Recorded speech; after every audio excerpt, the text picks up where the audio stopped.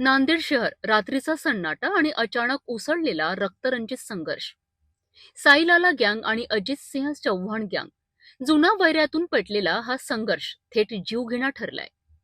मिळालेल्या माहितीनुसार अरिजित सिंह चव्हाण हे आपल्या 2 साथीदारांसह चित्रपट पाहून बुलेटवरून परतत होते. पण पुढे काय होणार याची त्यांना कल्पनाही नव्हती. रस्त्यावर आधीच दबा धरून बसलेले साईलाला गँगचे सदस्य आणि अचानक तलवारींचे वार, चाकूंचा मारा. काही क्षणातच परिसर रणांगण बनला. या थरारक हल्ल्यात अरिजित सिंह चव्हाण आणि सय्यद आवेज यांचा जागीच अंत झालाय. परंतु धक्क्याची परिसीमा अजून बाकी होती. जखमींना विष्णुपुरी शासकीय रुग्णालयात नेण्यात आलं. लोकांना वाटलं आता तरी जीव वाचेल, परंतु रुग्णालयाच्या गेटवरच पुन्हा हल्ला. जखमी मोहम्मद आवेज यांच्यावर थेट चाकूने वार आणि त्याचा तिथेच मृत्यू. म्हणजे रुग्णालयातही कोणी सुरक्षित नाही. या घटनेनंतर संपूर्ण नांदेड शहर हादरलं आहे. भीती, तणाव आणि संताप याचं वातावरण निर्माण झालं आहे. पोलिसांनी सांगितलं आहे की सर्व आरोपी आधीपासूनच गुन्हेगारी पार्श्वभूमीचे होते. एमपीडीए अंतर्गतही कारवाई झालेली होती. मग प्रश्न असा आहे की हे गुन्हेगार पुन्हा रस्त्यावर कसे आलेत? दरम्यान पोलिसांनी 4 आरोपींना अटक केली असून या प्रकरणाचा तपास वेगाने सुरू आहे. रात्री जवळपास 1:30 वाजता एक जे 2 रायव्हल ग्रुप दिसतो की एक अनिल पंजाबी, साईलाला यांचे काही असोसिएट्स ग्रुप्स आणि दुसरी बाजू अरिजित चौहान असा त्यांचे जे 2-3 मंडळी होता तिथे. तो असा 2 रायव्हल ग्रुप दिसतो ज्यामध्ये की रात्री मारामारी झाली ई स्क्वायर मॉलजवळ आणि त्यामध्ये स्पॉटवर सिरियसली इंजर्ड जे झाला दोन्ही रायव्हल ग्रुपच्या एक इंजर्ड झाला सिरियसली, अरिजित चौहान आणि तसेच दुसरा अरबाज एके जे अरबाज एके साईलाला आणि अनिल पंजाबी ग्रुपचा मेंबर आहे, असोसिएट आहे, त्यांच्यासोबत असतो असा दिसतो. तो एकंदरीत असा दिसतो की 2 ग्रुप जे क्रिमिनल मोठी हिस्ट्री आहे दोन्ही ग्रुपच्या जे टोळी म्हणतो त्यामध्ये अनिल पंजाबी सध्या MPDAमध्ये जेलमध्ये आहे.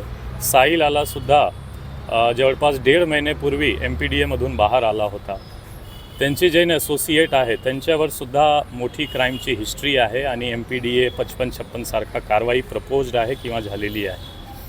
दुसरा बाजू जे आहे, दुसरा ग्रुप अरिजित चौहानवर सुद्धा 9 गुन्हे दाखल होता, पास्ट गुन्हे.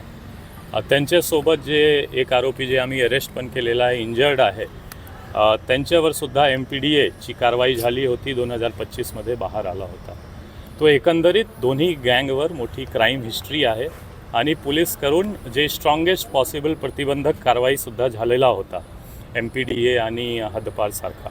आणि हा दोन्ही गँगची रायव्हलरीमध्ये ई स्क्वायरजवळ रात्री इन्सिडेंट झाला आणि जे अनिल पंजाबी साईलाला ग्रुपच्या 2 मेंबर असोसिएट्स म्हणू शकतो आपण, अरबाज आणि आवेज हा दोन्हीची डेथ झालेली आहे एक बाजू, दुसरा बाजू अरिजित चौहानची पण डेथ झाली. असा एकंदरीत 3 डेथ हा इन्सिडेंटमध्ये झालेला. हॉस्पिटलमध्ये एकाचा खून करण्यात आला. हा असं आहे की ते ऑलरेडी 2 जे आहे मोस्टली इथेच सिरियसली इंजर्ड होता आणि आवेज पण सिरियसली इंजर्ड होता. त्यांना सिव्हिल हॉस्पिटल फर्स्ट गेला जवळ असताना, नंतर रेफर झाला विष्णुपुरी आणि विष्णुपुरीमध्ये ते ऑलरेडी सिरियसली इंजर्ड कंडिशनमध्ये गेला होता आणि तिथे ऑलरेडी अरिजित चौहानचे भाऊ आणि वडील जे अरिजित चौहानची डेड बॉडी मॉर्चरीमध्ये शिफ्ट होत होता तिथे ऑलरेडी होता आणि तिथे पण त्यांच्यावर वार झाला. तो सिरियसली इंजर्ड ऑलरेडी होता, वार पण झाला आणि सेफ्टी त्यांची पण ट्रीटमेंट दौरान डेथ झाली.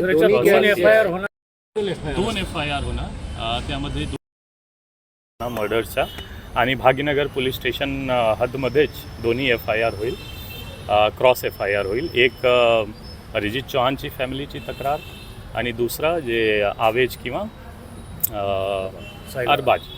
अरबाज हा दोन्हीपैकी एक FIR फिर्याद घेऊन आपण FIR करणार. हॉस्पिटलमधल्या इन्सिडेंटचा FIR होणार का? हॉस्पिटलच्या इन्सिडेंट काय आहे, आपण स्टार्ट ऑफ इन्सिडेंट जर बघू तो भागीनगर पोलीस स्टेशन ज्युरिस्डिक्शन आहे जिथे इंजुरी झाली आणि सबसिक्वेंट इव्हेंट तिथे आहे, म्हणून आपण स्टार्ट ऑफ जे इन्सिडेंट आहे ते बघतो.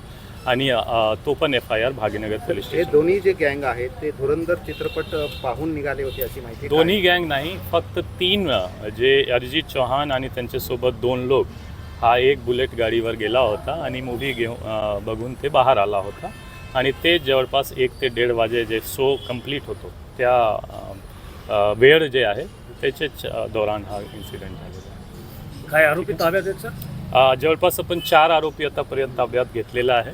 टीम्स बाकी जे लोक आहेत त्यांचे मागे आहे आणि मोठ्या पैमानेवर आपण ह्यामध्ये धरपकड आणि अरेस्ट करणार.